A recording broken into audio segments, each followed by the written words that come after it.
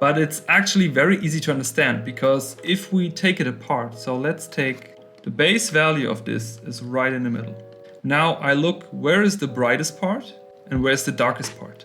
And this is also something I always say when it comes to values. It doesn't matter if it's in color or if it's in grayscale.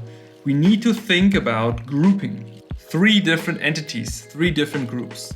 We have the people of shadow, we have the people of midtone, and we have the people of lights. Let's say they all live in a different city. We need to identify the darkest part here, so the shadow part.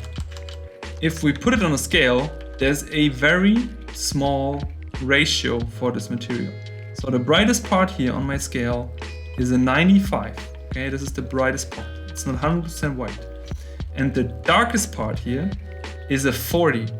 Okay, so what does that mean? That means that we have a ratio, a scale from 95 to 40. So only here, which means everything shifted. If the ratio would be 100 to 0, then city midtone would be a 50. At the moment, it is roughly an 80, because cloth is not very reflective. It's absorbing. If it would be a material like gold, for example, what do you think would happen? What would happen to the people here? So we would have a super big scale here.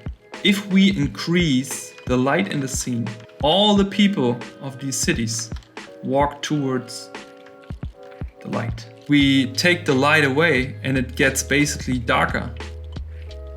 Then all the people would walk towards the city of shadows. All the values and all the color range is shifting towards the darker end. Does this make sense?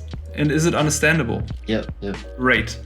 So when you paint these, what I want you is to understand, what is the material? Is it reflective or non-reflective? How strong is the light? Is it affecting the base value of the material?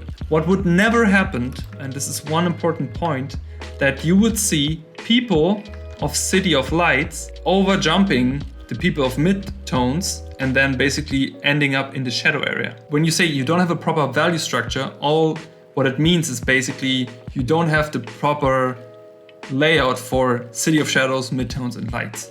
If the lights are in the shadows, it doesn't work. And if the shadows are in the lights, it doesn't work. You always need a proper separation of these, a proper grouping.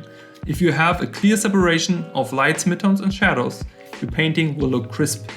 If not, your painting will look muddy. I hope this video was helpful for you. If you liked the video, please give it a thumbs up and make sure to subscribe. If you also want to get mentored by me, make sure to check out my website, janusz-art.zone, and apply for the mentorship. Otherwise, see you in the next video. Take care. Ciao, ciao.